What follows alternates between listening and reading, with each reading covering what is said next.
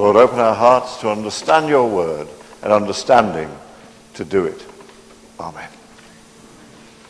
Please stand. So, in keeping with the reading, whoever put the drink of water out for the preacher, thanks. You'll have your reward in heaven.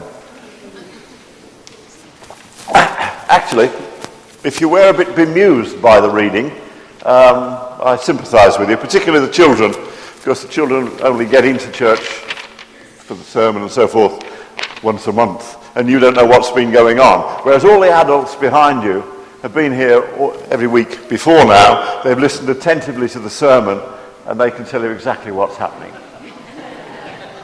However, I'll do it. It's the end of chapter 10, and the whole of chapter 10 is about Jesus sending out his disciples on an expedition. Now, I'm fortunate in having a load of guides in front of me who know all about expeditions. If you were going on an expedition, what would you take?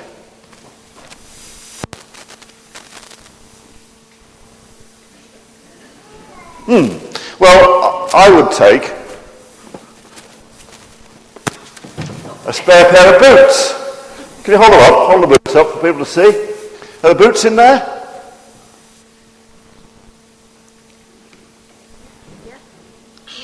Yep. Are the socks and shoes, spare socks? Good, good. Anything else you might take on a good long hike? Sorry?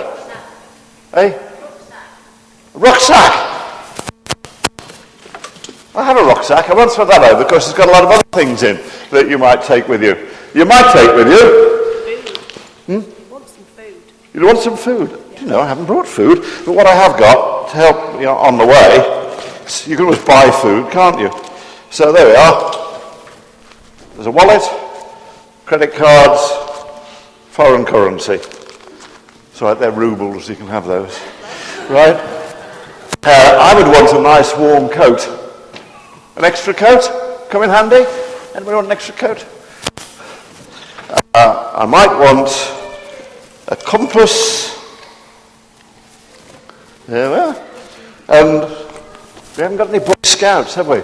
You'd want a Boy Scout's knife. Definitely. You'd want to be, in other words, oh yes, and you might want, if you're really going hiking, you might want a walking stick. And you know, virtually everything I've just handed out, Jesus mentions. And he tells them they can't have it.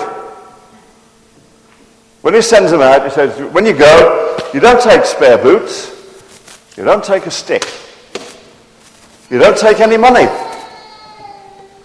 You just go and get out there. So, the first thing he says is, get out there. We've got someone with strong arms. All right then. What he said was, get out there. Simple as that. He sends them out. And that's his first message to the church. Don't just sit there. Do something. Get out there.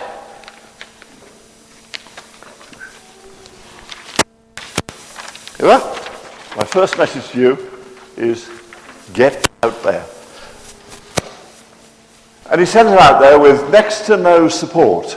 Now, of course, all preachers say that's because they had to have faith in Jesus.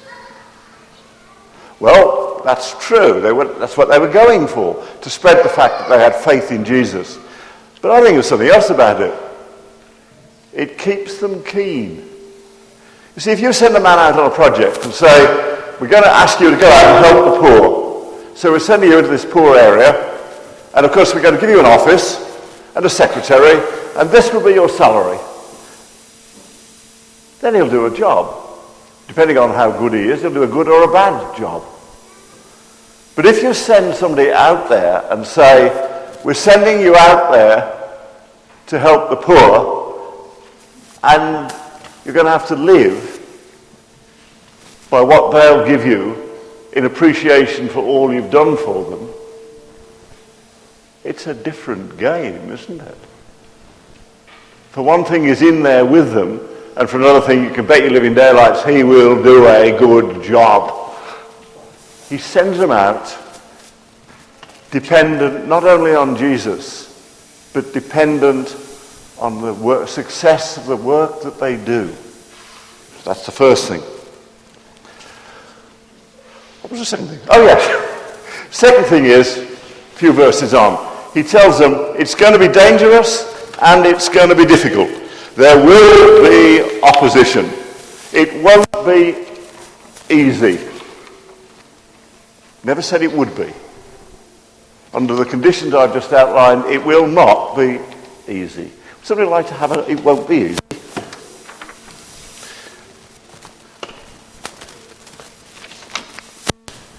But, he says, it is important. He says, whoever receives you, receives me. Whoever receives me, receives the one that sent me, which is God. So if we go out and do things in Jesus' name, it's as though Jesus himself was going. It's as though we bring the presence of God. And you can't get more important than that. And you can't have a higher standard to live up to. That really is a challenge. You go out to do Jesus' work in a Jesus-like way. Whew. That is not easy. That is a challenge. But that is important. It really is very, very, very important. And only finally, at the end, does he get to the cheerful bit.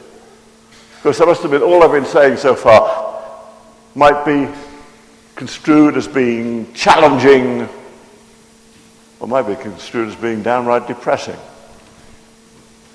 Finally, at the end, he does say one last thing.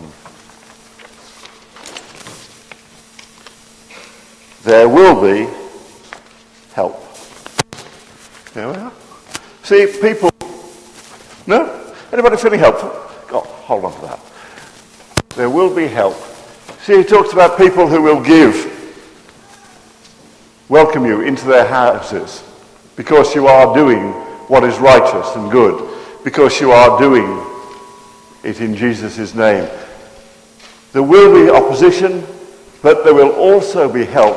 And the people who help are part of it. They will receive their reward, because not everybody can be the spear point, the one that thrusts ahead. There have to be people who support and help and encourage. And they will have their reward because they're part of it too. At the end of the day, if you go out to do something good, you suddenly find, to your intense surprise, you're not entirely on your own. That other people who would have liked to have done it, but couldn't quite get started, will join you. People who can't give everything will give something. That's the message when Jesus sends out his disciples, and I think that's Jesus' message to his church, which is to us. So his first message, if you'd like to hold it up, is get out there. The next thing is, it won't be easy, but it is that was supposed to be a fanfare. And finally, there will be help. So don't just sit there. Do something.